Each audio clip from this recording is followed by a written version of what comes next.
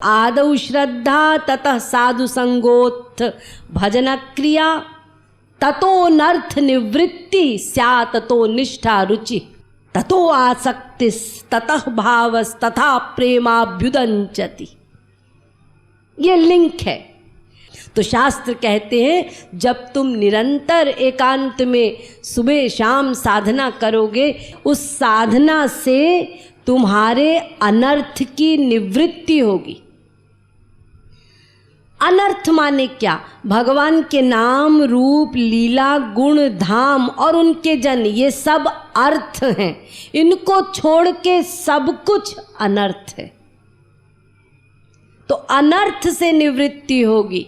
4 प्रकार के अनर्थ बताए गए। सुकृत जात अनर्थ। जब आप बहुत साधना करेंगे ना, तो फिर आपको स्वर्ग जाने की आकांक्षा नहीं होगी, स्वर्ग के सुख भोगने की आकांक्षा नहीं होगी। तो स्वर्ग के सुख भोगने की इच्छा, इसको कहते हैं सुकृत जात अनर्थ।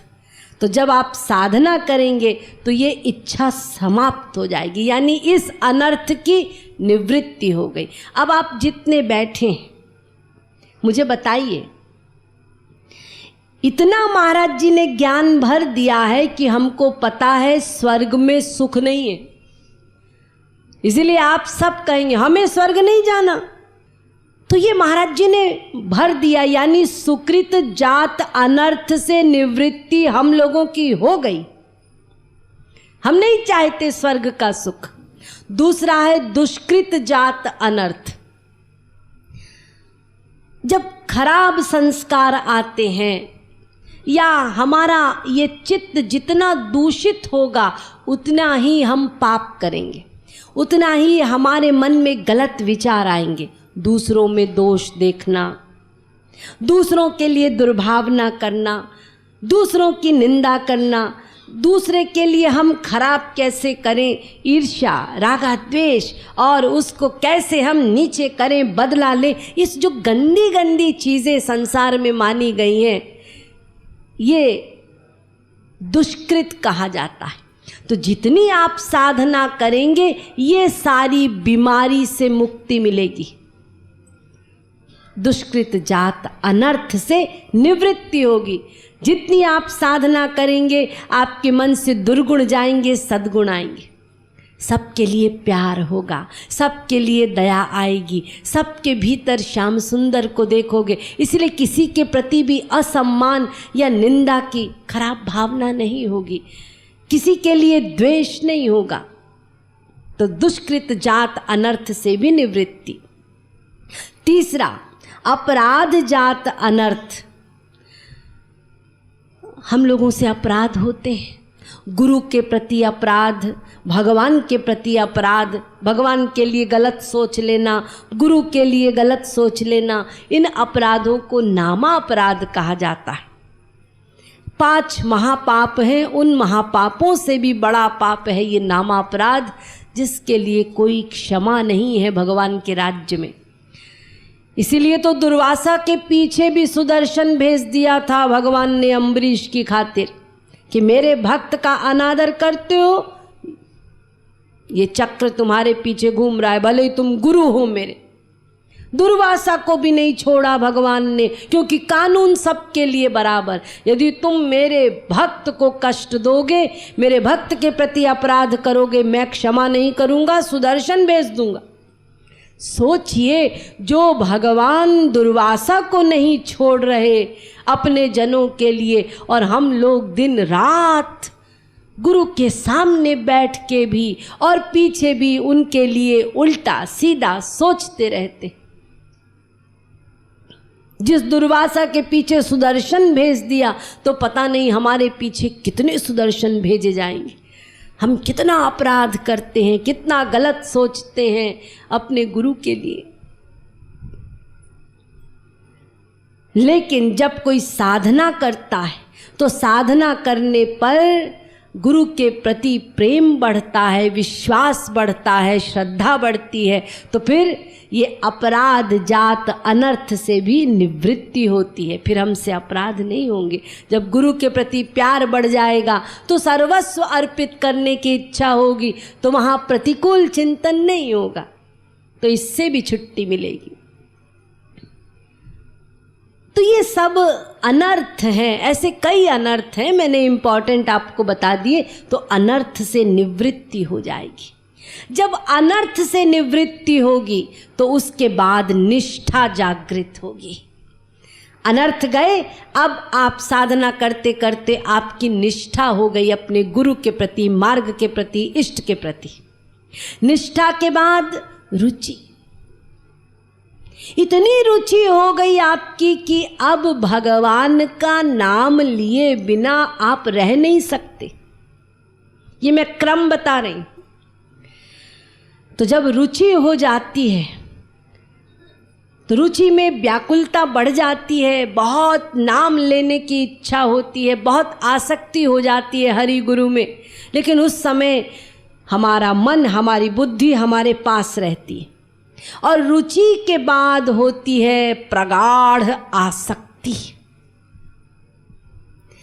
जब प्रगाढ़ आसक्ति हो जाती है हरि गुरु में तो फिर क्या होता है, फिर ये बुद्धि माइनस हो जाती है, बुद्धि नहीं रहती। जब बहुत प्यार हो जाएगा, बहुत अटैचमेंट हो जाएगा, तो फिर बुद्धि काम करना बंद कर देगी,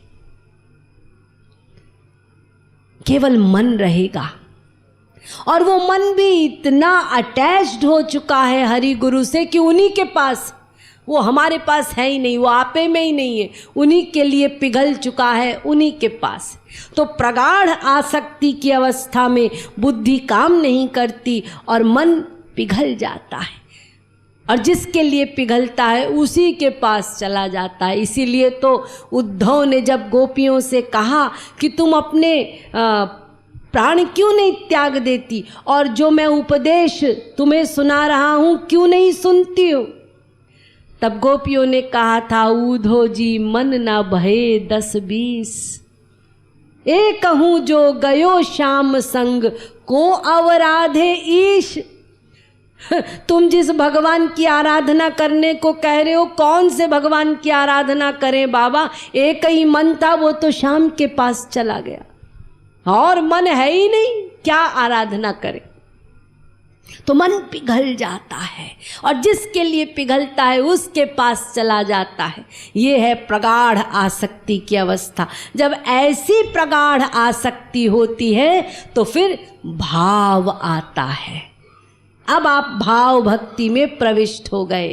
तो श्रद्धा, फिर साधु मिलन, साधु मिलन के बाद भजन क्रिया, भजन क्रिया से अनर्थ की निवृत्ति, अनर्थ की निवृत्ति के पश्चात निष्ठा, निष्ठा के बाद रुचि, रुचि के बाद आसक्ति, और आसक्ति के बाद भाव। जब आप भाव भक्ति में प्रविष्ट कर जाएंगे तो फिर आपका भाव विप्रलंब तक जाएगा, विरह की स्थिति में। उसके बाद प्रेमाभ्युदंचति, बस प्रेम का अंकुर फूट जाएगा, और आपका ये जो अंतःकरण है इसमें से रजोगुण और तमोगुण दोनों चला जाएगा। आपका अंतःकरण केवल सत्व गुण से युक्त रहेगा। ऐसे अंतःकरण को कहते हैं शुद्ध अंतःकरण। तो जब ऐसा अंतःकरण हो जाता है, गुरु देख रहा है, तो क्या होता है, जब आप भाव भक्ति में प्रविष्ट करते हैं उसी समय स्वरूप शक्ति भगवान की आपके भीतर आ जाती, और जब प्रलंब भाव तक की स्थिति आपकी चली जाती है और अंतःकरण शुद्ध हो जाता है, अंतःकरण में केवल सत्व गुण है, तो वो स्वरूप शक्ति अब तक चुप बैठी थी, लेकिन वो प्रतीक्षा कर रही थी कब अंतःकरण से रजोगुण तमोगुण जाए और केवल सत्व गुण रह जाए। तो वो स्वरूप शक्ति आशावादी है, प्रतीक्षा करती रही करती रही करती रही। अब अंतःकरण सत्व गुण से युक्त हो गया, तो स्वरूप शक्ति ने क्या किया, उस सत्व गुण का हरण कर लिया। जो सत्व गुण था अंतःकरण में उसको गायब कर दिया। अब अंतःकरण बिल्कुल खाली है, ना रजोगुण, ना तमोगुण, ना सत्वगुण। अब ये बिल्कुल क्लीन स्लेट है। तो स्वरूप शक्ति ने सत्वगुण को बाहर निकाला और जब अंतःकरण क्लीन स्लेट हुआ तो गुरु देख रहा था, उसने दिव्य शक्ति दे दी और अंतःकरण को दिव्य बना दिया। अब अंतःकरण दिव्य बन गया है, अब माया का कोई विकार नहीं अंतःकरण में। तो बस जैसे ही अंतःकरण दिव्य होता है, भगवान के दर्शन हो जाते हैं। साक्षात ये सब काम गुरु करता है, लेकिन वो तभी कर सकता है जब हमारा अंतःकरण सत्वगुण से युक्त हो जाएगा, शुद्ध हो जाएगा।